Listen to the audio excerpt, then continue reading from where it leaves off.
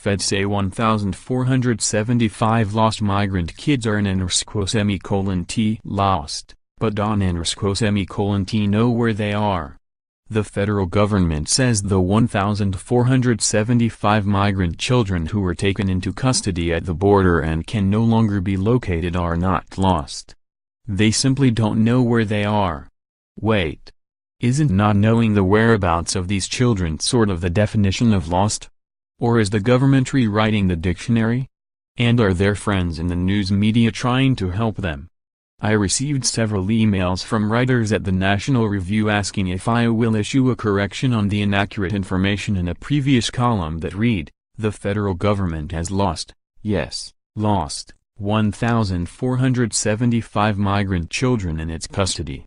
More, Health and Human Services, we didn't lose 1,500 migrant children. Most are with family. The argument goes that once the government turns the children over to others, the kids are not technically in its custody. Let's concede that is technically true. Does it absolve the government of responsibility for the children? This is based on a statement by Health and Human Services Deputy Secretary Eric Hargan that reads in part, "The assertion that unaccompanied alien children, UAC, are lost is completely false. The Office of Refugee Resettlement, ORR, which is part of the Department of Health and Human Services, began voluntarily making calls in 2016 as a 30-day follow-up on the release of UAC to make sure that UAC and their sponsors did not require additional services. This additional step, which is not required and was not done previously, is now being used to confuse and spread misinformation. These children are not lost, their sponsors, who are usually parents or family members and in all cases have been vetted for criminality and ability to provide for them, simply did not respond or could not be reached when this voluntary call was made. While there are many possible reasons for this, in many cases sponsors cannot be reached because they themselves are illegal aliens and do not want to be reached by federal authorities. Are we really going to turn this into an argument over semantics rather than an argument over the care of children? The government argues that it is not legally responsible for children after they had been released from its refugee office and turned over to sponsors. Members of Congress have questioned that policy. In fact, they've questioned it for several years.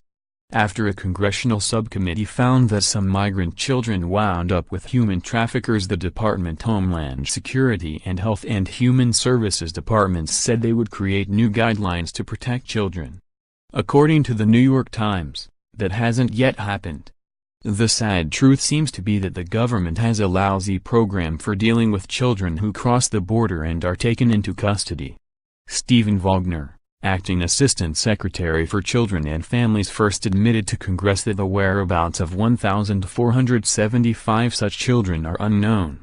He says now, ORR is not legally responsible for children after they are released from ORR care, adding that the program for dealing with such children was never intended to be a foster care system with more than 10,000 children in custody.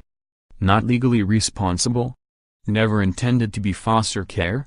These are children we're talking about. How can the adults who take them into custody not be responsible for their care? Or be permitted to say the children are no longer our problem because we turned them over to someone else? More, Donald Trump is right. MS-13 members are animals.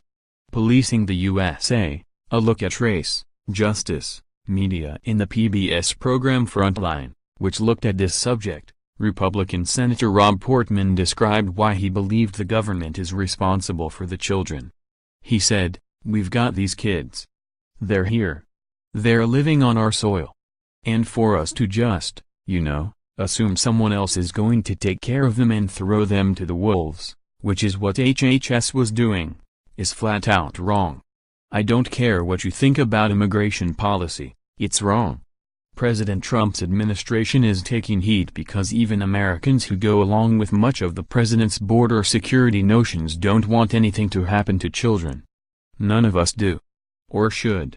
And it's really this simple. Once the government takes a child under its wing, it is our responsibility to make sure the child is being cared for properly. And is safe. The states do this regularly, though not always perfectly.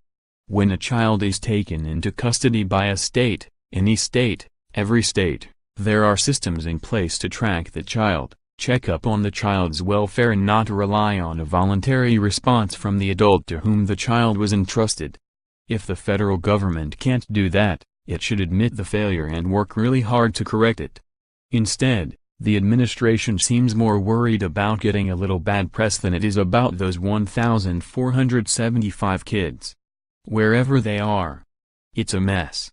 And, ultimately, what is lost in all this is not just the children, but our sense of responsibility. Our sense of decency. Our sense of humanity. Our common sense. E.J. Montini is a columnist for the Arizona Republic, where this column first appeared.